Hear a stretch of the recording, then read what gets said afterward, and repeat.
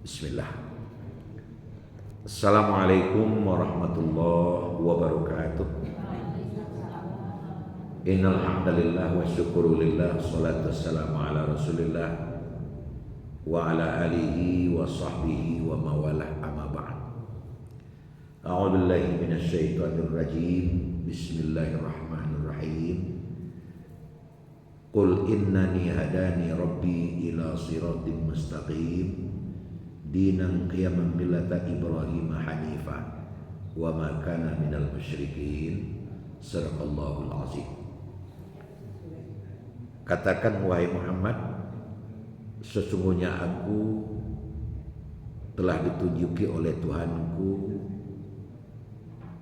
kepada agama yang lurus, agama yang benar, yaitunya agama Ibrahim. Dan Ibrahim itu termasuk pemimpin yang lembut, pemimpin yang nyaman. Wa qala inna a'tainakal kautsar fasholli li rabbika wanhar inna syani'aka huwal abtar. Sesungguhnya kami telah memberikan kepada engkau nikmat yang sangat banyak. Maka solatlah kepada Tuhan engkau dan menyembelihlah. Sesungguhnya orang yang mencerca dan mencacimu dialah orang yang terputus. Maha benar Allah dengan segala firman-Nya. Bapak Ibu jemaah sekalian yang hormati, kaji awak malam kini langsung saja. Kalau awak masalawai kan ada dua orang Nabi tersebut. Dan itulah menjadi ilmu dewa. Nabi dan tersebut itu adalah Ibrahim dan Muhammad sallallahu alaihi wasallam. Itulah Nabi dan awak sabut di dalam bersalawat sajak dari siswa sampai kini ia bitu selawat awak. Allahumma sholli ala Muhammad wa ala ali Muhammad kama sholaita ala Ibrahim wa ala ali Ibrahim. Mau pakai sedina mau tidak terserah. Dengan dua orang Nabi tersebut dalam bersalawat itu sebagai suatu tanda bahawa Nabi dan dua ko istimewa di dalam pandangan Allah Subhanahu wa taala. Karena memang Allah mengatakan dalam juz 2 di dalam Mushaf Quran Utsmani, Quran Saiswa, itu juz 2-nya tilkar rusul faddalna ba'dhum min ba'd. Rasul-rasul itu kami lebihkan satu dengan yang lain. Nya rasul-rasul itu orang elok sadonya itu cuma ada naga top sekate. Top of the top. Sehingga Nabi Muhammad juga Nabi Ibrahim kau mendapati tampil naga istimewa dibanding dengan nabi-nabi yang lain. Dan kalau coba menelusuri sejarah membesul dewa. Sebelum Nabi Ibrahim itu ada beberapa orang nabi, karena Ibrahim itu masuk kepada nabi yang ke-6 atau generasi yang ke-6. Adam, Idris, Nuh, Hud, Soleh, Ibrahim yang ke-6. Itu dikecekkan cik keturunan kata itu. Sesampai di Ibrahim gua sangka duanya. Sangka yang pertama melalui istrinya Hajir, sangka yang cele melalui istrinya Sarah. Nah, melalui sangka Hajir itu lahir Ismail, melalui sangka Sarah lalu lahir Ishak. Ishak, Yakub, Yusuf, Daud, Sulaiman itu setiap generasi jadi nabi tadi itu. Bahkan kadang dalam cik masuk itu ada dua nabi seperti Musa dan Harun. Itu serangkai sampai kepada Isa alaihi salam. Baru orang tu ada sekitar 20-an. Sedangkan sangka nanti melalui Hajir iaitu Ismail tidak ada jadi nabi dah. Baru beku nang ke-9 balik keturunannya lahirlah dari Abdullah jo Aminah Muhammad sallallahu alaihi wasallam. Nah, kalau kita baca sejarah kok menjadi suatu catatan penting di dalam sejarah agama.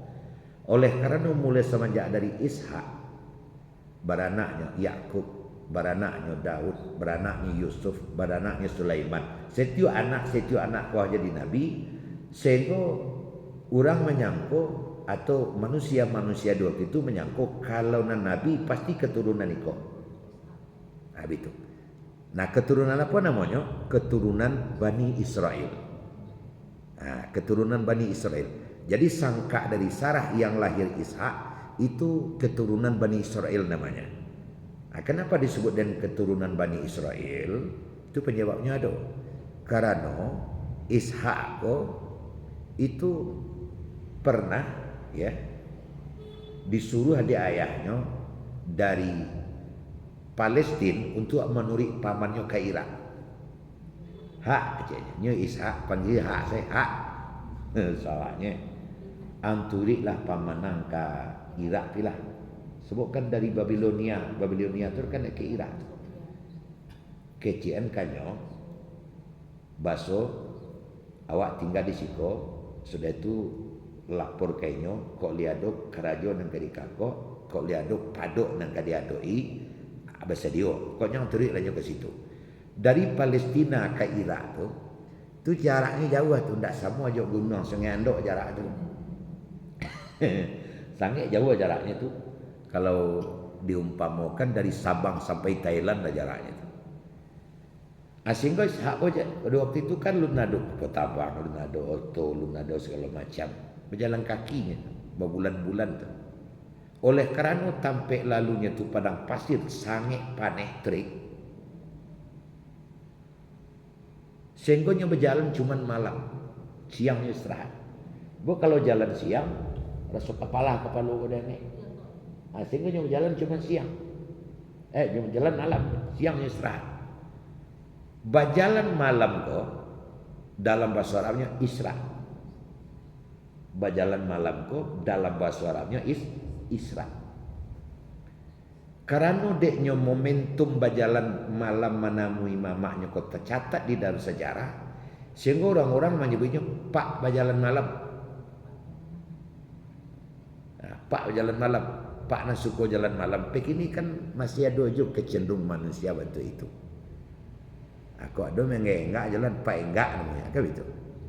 Kan biasa doa pada itu. Kau tak berbulu kepalanya yang tagua namanya kan begitu biasa. Kok rendahnya aku rendah kan begitu. Kok tinggi ketik tinggi kan begitu. Bagaimana lainnya Pak jalan malam. Nah anak-anaknya keturunannya Ishak, Yakub, Yusuf, Daud, Sulaiman banamolah anak orang Nasuko berjalan malam. Anak dalam bahasa Arabnya Bani. Jadi Bani Isra. Deknya banyak jadi jamak Bani Israel atas saya. Makanya disebut keturunannya Bani Israel. Itu dalam tradisi bahasa Arab. Orang-orang Bani Israel kau menyangkut setiap nabi darinya. Nah Nabi Isa alaihi salam sebagai nabi terakhir di kalangan Bani Israel, dia mengecek.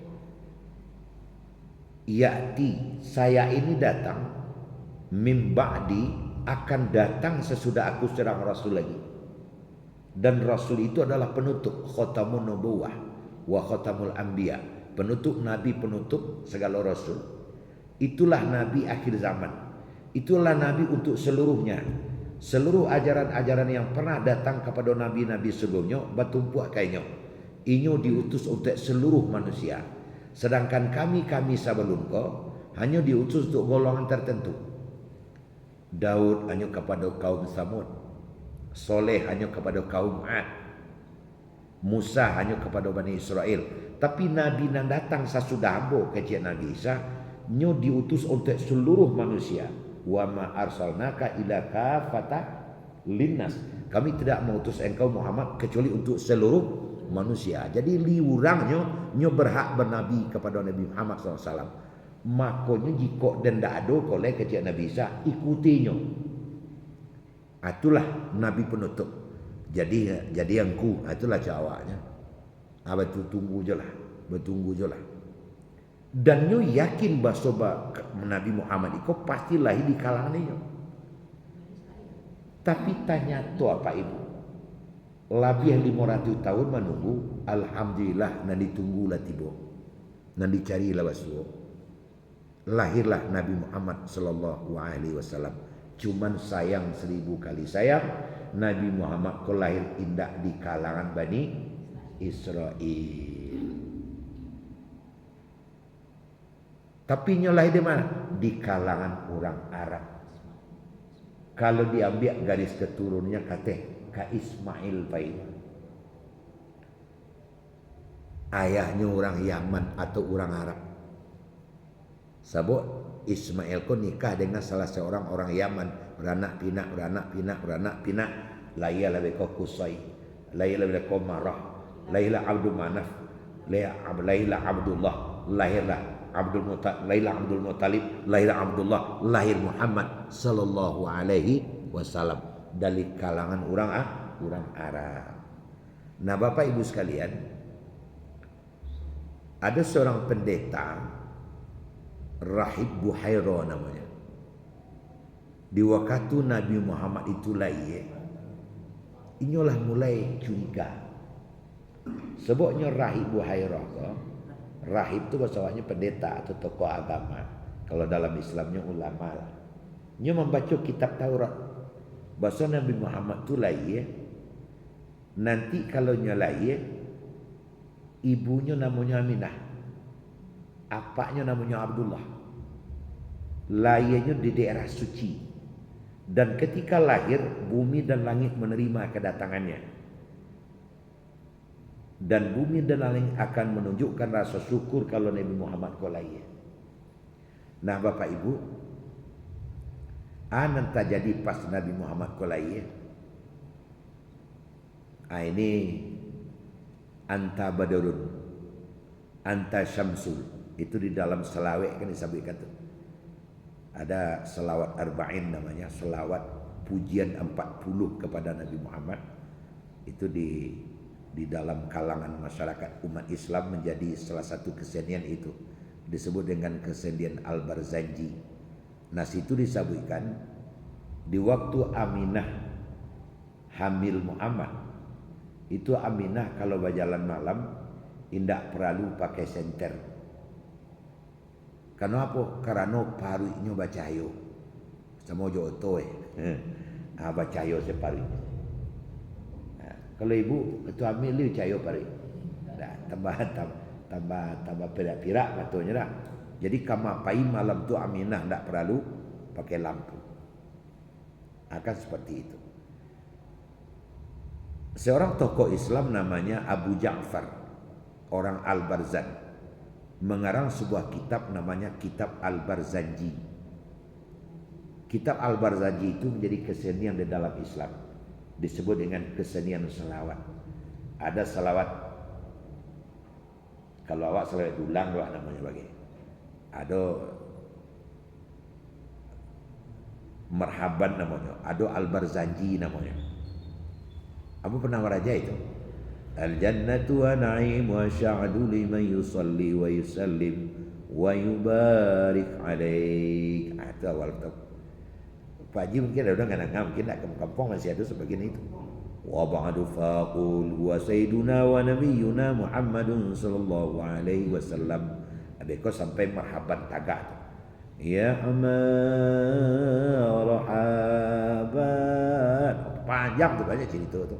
Tapi intinya Kitab Al-Barzanji itu adalah berisi pujian-pujian untuk Nabi Muhammad, sejarah Nabi Muhammad sebelum lahir, ketika lahir, dan sampai Nabi Muhammad wafat. Nah, di antara yang diceritakan sampai Nabi Muhammad wafat itu, lahir itu, Nabi Muhammad sudah disengaja oleh Allah bahwa yang bakal menjadi ayahnya itu adalah Abdullah. Apa yang terjadi pada diri Abdullah? Nah, di dalam Kitab Al-Barzanji disebut itu. Seketika Abdullah berumur 17 tahun, kamapai Abdullah kok menjadi sorotan mata. Bama kok sampai menjadi sorotan mata? Karena pinar Abdullah kok seperti superstar, bintang purnama di tengah malam. Akibatnya apa? Nang gadi-gadi kana hati, nan tua-tua sayang untuk dia biar jadi menantu.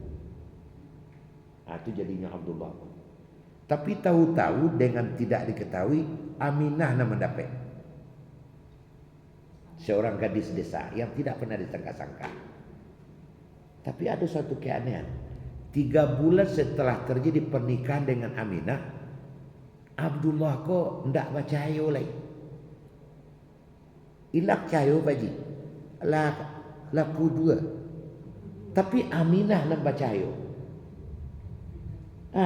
Aminah yang berpinat. Sehingga banyak pemuda-pemuda yang pada awalnya tidak begitu melirik Aminah sekarang berkata, rancak Aminah rupanya ya. Dan kau tahu dah rekod dulu nama dia melapeh. Tapi kini balai. Kijang lah lapeh. Karibo. Ialah jadi milik Abdullah. Ada ungkap dalam buku kita Al-Zaji itu. Abdullah berpindah umur 7 balik karena bibit Muhammad di dalam tubuhnya sudah mulai mekar. 3 bulan setelah nikah dengan Aminah, bibit Muhammad itulah pindah ke Aminah. Pahamlah waktu. Sehingga Abdullah kembali kepada keasliannya, Aminah yang berpindah balik. Sebabnya sedang mengandung bibit Muhammad. Inilah yang membawa Aminah itu bercahaya ketika hamil. Maka ketika jalan malam, paruhnya bercahaya, tidak perlu pakai lampu. Bahkan di saat lahir Muhammad SAW, tanggal 12 Rabiul Awal, malam pukul 8, Mekah itu terang ke langit kayak pakai lampu. Itu dilihat oleh pendeta Buhairah dari Madinah. Nah, kan kajiwa itu tadi. Dilihat, terang. Nyolah baca dalam Taurat, kalau lahir terang tengah malam, lahirnya malam. Saya yakin Nabi yang ditunggu sudah datang. Maka mulailah orang-orang Bani Israel yang ada di Madinah atau sekitar Mekah yang tahu, yang membaca kitab, Nabi yang kita tunggu sudah datang. Nabi yang kita tunggu sudah datang. Kalau ceramahnya Alhamdulillah, summa Alhamdulillah. Mulai mereka menelusuri. Ternyata ada sesuatu yang sangat mereka benci. Apa itu? Nanti tunggu-tunggu ameh do pelapek karak ko rupanya lahir di urang samalah indah darinya. Gitu. Makanya dikatakan baghyam bainahum wa makhtafal ladina utul kitaba illa min ba'di ma ja'atuhumul ilmu baghyam bainahum. Orang-orang itu tidak akan berselisih setelah datang ilmu kepadanya tentang Nabi Muhammad sudah lahir dari kalangan orang Arab itu hanyalah oleh karena baghyam bainahum, lantaran iri hati di antara mereka. Rupanya mereka tahu, rupanya Muhammad kau lahir tidak di kalangan Nawa dong. Tapi di kalangan siapa? Di kalangan orang Arab. Sampailah mereka membuat putusan. Kalau memang benar mereka itu lahir dari kalangan orang Arab, kita harus bunuh mereka. Kita harus bunuh dia. Karena tidak akan mungkin orang Arab akan menjadi ikutan kita pula. Nah, Bapak Ibu sekalian, mereka sudah yakin bahwa Muhammad itu berada di Mekah. Aikolah nan wak baca di dalam sejarah, ketika paman beliau Abdullah maksud saya, membawa Nabi berdagang ke Syam. Sekatiko di Buhairah, rahib itu kan menjamu, singgahlah ke tempat abu. Dibuatnya makanan, dibuatnya minuman, singgah ke tempat abu. Bamang korang musafir pergi berdagang tunyo jamu, sebabnya dari pagilah mulai curiga dalam rombongan tu pasti ada yang namanya Muhammad. Sebabnya baca dalam Taurat, Muhammad itu kalau berjalan dilindungi oleh awan. Nampak awan berjalan dari Makkah menuju Sam lagi. Sam, kalau kini mau tanya Sam mungkin payah ibu di mana Sam tu. Ambo ganti je Syria. Nah, kalau sebut Syria lah terus Sam tu. Nah, kini nampak. Maka dibawa singgah oleh rahib ini. Setelah singgah ada seorang anak muda, dia cari, ikon Muhammad. Adakah di antara tuan-tuan yang bernama Muhammad? Ada, itu dia. Oh ya. Pamannya namanya Abdullah. Mana dia? Saya. Bawa mengecempe atau pelakak. Tuan Abdullah. Ko dari hati kati mengecempe. Jangan dibawa anak ko kasab. Sebab anak kalau dibawa kasab, kan dibunuh ada orang tiba di Syam. Ambo menyarankan bawa lanjut ke Makkah balik. Ambo adalah pendeta Yahudi, Ambo Bani Israel, dan Ambo tahu anak ini jadi nabi nanti. Oh itu, iyo, boleh. Jadi Bapak Ibu hadirin sekalian, sehingga garis keturunan Nabi Muhammad SAW itu tidak ada yang mengganggu nabi lain. Langsung dari dia ke Ismail dan sampai kepada Ibrahim alaihissalam. Itu sebagai tambah pengetahuan saudara. Jadi garis ajaran dari Nabi Muhammad langsung kepada Ismail Ibrahim. Makanya dalam Quran dikatakan wa auhayna ilaika anittabi' millata Ibrahim hanifa. Kepada engkau Muhammad aku perintahkan untuk mengikuti langsung ajaran Nabi Ibrahim alaihissalam. Itu makamnya selawat dua ko sabik nabinya.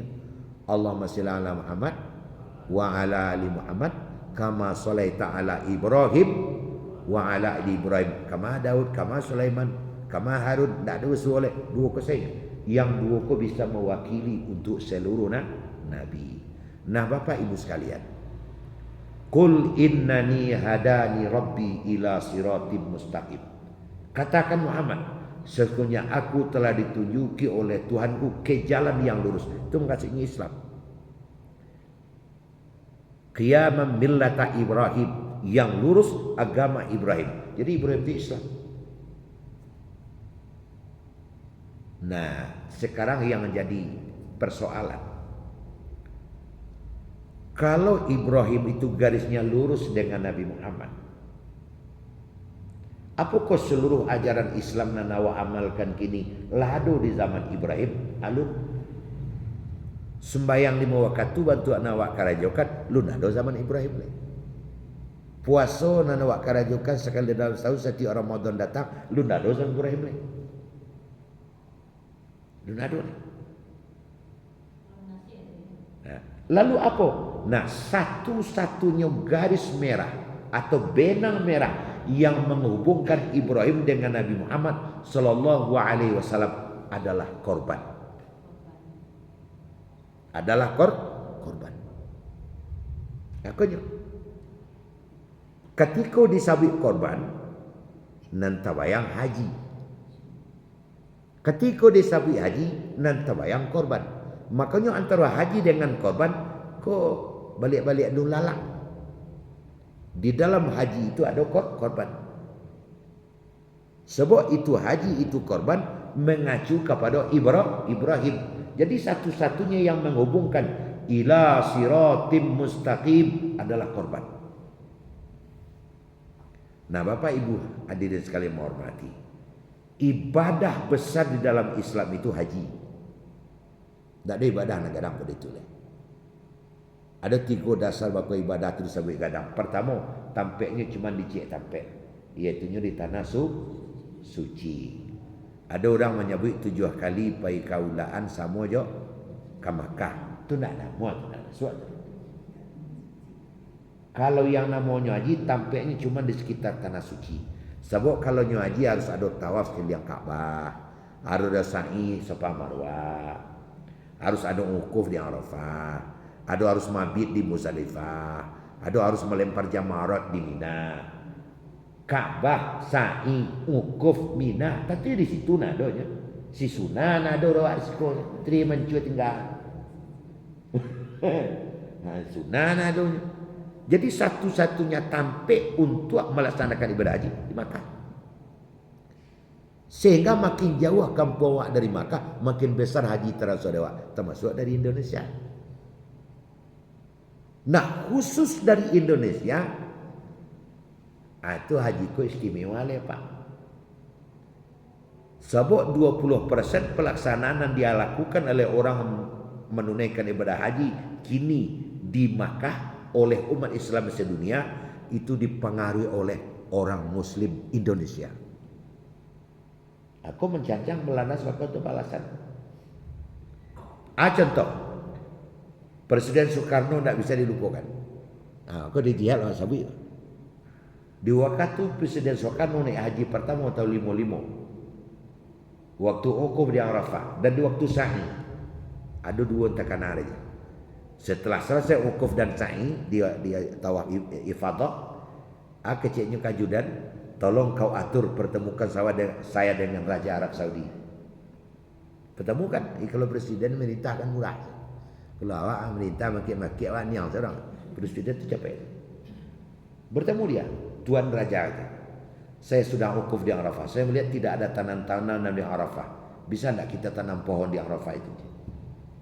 Kecik Raja Arab Saudi, nak mau tumbuh Tuan batu saya saudaranya. Serahkan ke saya kecik. Presiden Soekarno. Nah, kalau Tuan Presiden bisa silakan. Nyangkutlah tanah dari Sulawesi, dari Thailand. Dibuatlah pot, dimasukkan ditanam. Tanam pohonnya itu diambilnya dari Nabi dari Kalimantan, pohon minda namanya. Kini pohon itu bernama Asy-Syajarah Soekarno. Pohon Soekarno namanya. Jadi payu akan Makkah, payu akan Padang Arafah, ada basuh kayu, tu kayu Soekarno nama orang Makkah. Hazihi Syajarah Soekarno. Ini pohon Soekarno. Apa itulah berkembang indah saja di Padang Arafah, tapi seluruh Makkah, seluruh Madinah, bakal ke mana negara-negara sekitar. Pohon Soekarno tu banyak orang kamu buat. Cik tu. Yang kedua, Tuan Raja. Waktu saya sa'i, kadang-kadang tu buruk. Orang kapai orang pulang dari Sapa ke Marwah dan Marwah ke Sapa. Maka Soekarno mengusulkan, ancak dibatir di tengah Tuan Raja Cik. Sehingga jalan kapai jalan ke pulang. Air ancak tu mah. Untuk itu biar saya saja ngerjakan. Kecil kayak Raja Arab Saudi. Makanya batir tanah. Kalau dulu tak batir, saya kalau betul buat. Acok tu si kotiah pijat. Cuma tu buat. Abang mengecek haji itu tak kabar berbekas tu. Maka ibadah itu banyak dari kita pengaruhnya. Atau masuklah tahun 1910 di waktu gerakan Wahabi memberantas tahayul khurafat dan bid'ah di Timur Tengah. Kan beribu-ribu kuburan dibongkar oleh gerakan Wahabi dengan Muhammad bin Abdul Wahabnya bekerja sama dengan Ibnu Su'ud. Muhammad bin Abdul Wahab dengan Ibnu Su'ud akhirnya sempat mendirikan sebuah negara dan diambil dari nama temannya Ibnu Su'ud menjadi Saudi Arabia. Itu sejarah kita. Nah, Bapak Ibu hadirin, seluruh kuburan-kuburan dibongkar oleh Wahabi. Karena itu yang membawa khurafat bid'ah. Lah banyak orang menyembah kuburan. Hampir meruntuh kuburan Rasulullah. Itu dalam sejarah itu. Akhirnya berita itu terdengar ke seluruh Indonesia. Dibuatlah di Indonesia ke Komite Hijaz namanya.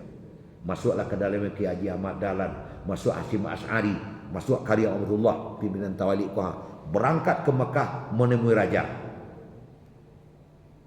Ibnu Su'ud. Kenapa kuburan Rasul harus dibongkar? Bongkarlah yang lain, kecuali yang kuburan Rasul dan para sahabat jangan dibongkar. Alhamdulillah didanga. Makanya ada dua sejarah kuburan Rasul ini. Abang ngecek hilang Rasul. Itu diungkap dari berbagai sejarah. Jadi yang mempertahankan kuburan Rasul di Raudhah itu ada orang Indonesia, termasuk Ki Haji Ahmad Dahlan, termasuk Hasyim Asy'ari, ulama Indonesia. Dan itu diakui. Makanya apa ada nibu? Seketika Syekh Ahmad Khatib Minangkabau kemenang Alam Minangkabawi berada di Makkah, dipertahankan dari orang Makkah, langsung jadi imam di Masjid Haram sekali. Sebab mereka awak dakik dia. Makanya Syekh Ahmad Khatib Minangkabawi tak mau pulang lah bini orang Makkah. Kan patang kau datang keturunnya kamari batamu Pak Mayel di mah. Sampailah waktu peresmian Masjid Raya Sumatera Barat yang sekarang diresmikan namanya menjadi Masjid Ahmad Khatib Minangkabawi. Jadi dengan kita beda. Malaysia tidak ada terus, Thailand tidak ada terus, Singapura tidak ada, Indonesia beda. Jadi Bapak Ibu balik ya. Karena tadi mulai sejak Soekarno ada. Jadi ibadah haji ibadah besar. Gadangnya khusus di awak tu mah. Gadangnya banyak, tinjauan gadangnya ibadah haji kau sangat banyak. Berkumpul seluruh umat Islam di sini. Secara ekonomi pun kalau dipikir sangat low gadang apa ji. Dulu sangkai awak pai dulu kan 1.500 rial seorang membawa living cost. Itu piti ONH yang dibalik kawak tu. Lalu piti tambahan lain. 200.000 banyaknya orang dari Indonesia kali 1.500 rial. 1.500 rial tu lah piti awak tu 8 juta tiawak ini tu mah. 200.000 kali 8 juta orang piti dari awak saja tu. Alun lah di seluruh Indonesia 1,8 juta banyaknya. Bara piti beredar selama 3 bulan setengah di Makkah tu. Masya Allah. Makanya doa Ibrahim itu dikabulkan oleh Allah. Allahumma rizuk ahlahu minas thamarat. Ya Allah, beri rezekilah penduduk Mekah ini dengan rezeki yang melimpah ruah dari buah-buahan. Wa amna, dan jadikan tempat yang aman. Dikabulkan doa sampai kini. Atau masuk awak dari Indonesia diistimewakan dek Arab Saudi. Karena dari 1,8 jiwa yang datang ke ke Makkah tiap tahun tu nampak yang banyak dari Indonesia. Celah pergi ke situ, pergi umroh bagi kamar saya pergi, nampak tambah lain juga banyak.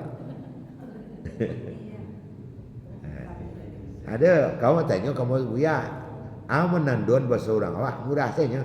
Enggak jalannya itu orang selayang. Enggak jalannya ke lima kampung piaman. Soalnya itu. Ini tandu orang awak murah saja. Pertama jalan enggak, dan kedua misok. Itulah orang awak tu. Rami itu di mana-mana. Makanya terpaksalah orang Makkah tu beraja bahasa Indonesia. Betul kan? Pesawat sedoalah. Indonesia. Silakan pilih mana yang bagus. Tentu lah dia. Sebab dia saking banyaknya awak berkepentingannya beraja bahasa awak. Sebabnya kamu mengalir, kamu jual barangnya kawan. Yang mahal, yang murah. Mana yang bapak pilih? Anaknya sudah berapa? Jokowi di sini. Jokowi itu kawan. Presiden Jokowi. Kalau Gus Dur itu kawan dulu. Pokoknya tu soalah. Jadi viral awak di mana-mana. Sebab PT-nya celah bayang diput. Catering sebara tu, hotel sebara tu, cewek kuning sebara tu yang jual tu, cincin sebara tu. Seorang awak ko terkenal orang yang sangat konsumtif pabalajo atau cerik kunyang 16 surang dia bawa pulang. Itu ibadah haji menjadi ibadah besar. Nah, Bapak Ibu hadirin, kemudian yang kedua tentu korban. Aku nanti tekan awak ke situ, ada sekitar 7 minit lah. Aku nambah ingin sabit. Lah balik awak di Jebes 8. 8. Alhamdulillah kalau 8 memang 5 agak menurun tegangannya seketik ini 5 sesuai ekonomi barangkali. Tapi nan jaleh Pak Bu. Ada ampe hikmah nan akan diperoleh oleh orang yang ikut menjadi peserta korban. Pertama adalah memperkuat iman, ziyadatul iman. Wak kan ingin iman wak kuat. Supaya nak ringan kaki kau dilangkahkan kanan elok, perlu iman diperkuat. Memperkuat iman jalan tolnya adalah ikut menjadi peserta korban. Sebab iman awak kau kalau awak pakuat, iman awak kau rawan naik turun. Kalau bagi nan pegawai itu tanggal 1 sampai tanggal 10 aku iman. Aku iman tu. Halo, itu tanggal 1 ke 10 tu. Tapi kalau tanggal 20 kata aja nak cakap siapa kau tiba tumik muncang. Supaya jangan sampai terpengaruh iman waktu di dunia, ikutlah menjadi peserta korban sehingga iman itu tetap. Dan kedua, melatih keikhlasan. Sebab pada umumnya awak manusia kau, awak tu namuh berbuat kalau ada maunya. Itu dasar awak. Namuh berbuat kalau ada maunya. Ada udang di balik batu. Pamrih awak tu pada awal.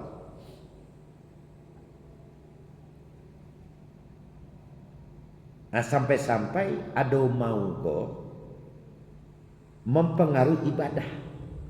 Berzakat umpama macam kini dia zakatnya elok awak jangan payah tu lain. Ni yang celik kada. Pada dalam zakat tidak ada itu dah. Zakat itu tidak ada kriterianya. Bahkan ada yang bilang sama saya, "Kamu zakat rencana." Zakat itu kriterianya lainnya miskin, lainnya masuk asnaf lah. Tapi kerana manusia ke dalam makhluk yang pamrih, baudang di balik batu awak. Sehingga awak terobsesi oleh itu. Kan itu. Ia nak ngecewa ada Pak Ibu. Dulu ndak ada orang nak bakal tahun je. Tanya cengku, kabarnya nanti tinggal di rumah simpang tu kan kemenakan aku tu nak. Lo kenakan ndak kenal jadi tu. Kenal itulah. Tapi dek nasibnya elok mencalon dua-duanya kini. Sajaknya dua-dua kau ngecek aku tu. Sebenarnya kalau cara silsilah tu kenakan ada timbul itu kan. Kenakan cerita. Itu tabiat manusia. Tabiat manusia. Kan itu. Sebenarnya nan wali kota anaknya, napaknya dia wali kota lu kadai. Kakak jadi wali kota lu. Itu rawan manusia bentuk itu. Abahnya awak bisa memberikan sesuatu tanpa pamrih. Nalah awak dia kan tidak diingat-ingat lagi. Itu ikhlas sama itu. Maka korban akan mendidik keikhlasan awak. Jadi bahan ikhlas murni itu ya. Karena sebenarnya contohnya tak buruk apa di, tapi vulgar contohnya, tapi pas dicontohkan.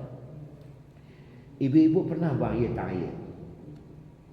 Ya, taruh bayang salah kalau lu pernah. Wak buang air tangga duduk katil duduk bawah. Tentu duduk katil buang air nak. Kalau duduk bawah tangga itu nonton di film terewa. Maya. Tapi awak buat tepas dia awak dok kata. Nah setiap nak jatuh ada akan lah. Nah itu contoh ikhlas.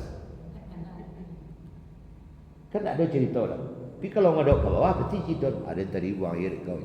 Lah 6 kali kena batu dah ya pecah dah. Asal mulai saya tercari tuan kau orang itu keikhlasnya menjadi berkurang itu. Dan orang yang menerima ibu hatinya. Sudah ibu serahkan ke sarung kamu tu bertanya tu hari. Bagi sarung dulu ya. Bagi sarung dulu ya. Itu cerita deh imej juga ya pakai kain. Ibu lah dia bu baca tiap sebentar saya. Jadi kalau yang ikhlas itu diberikan tak ada cerita lain. Abang tu awak buat tangan tadi. Bagaimana cara mendidik yang seperti itu? Ikutlah jadi peserta korban. Bang begitu. Sebab kalau awak menjadi peserta korban, awak tak tahu ke mana daging awak pergi.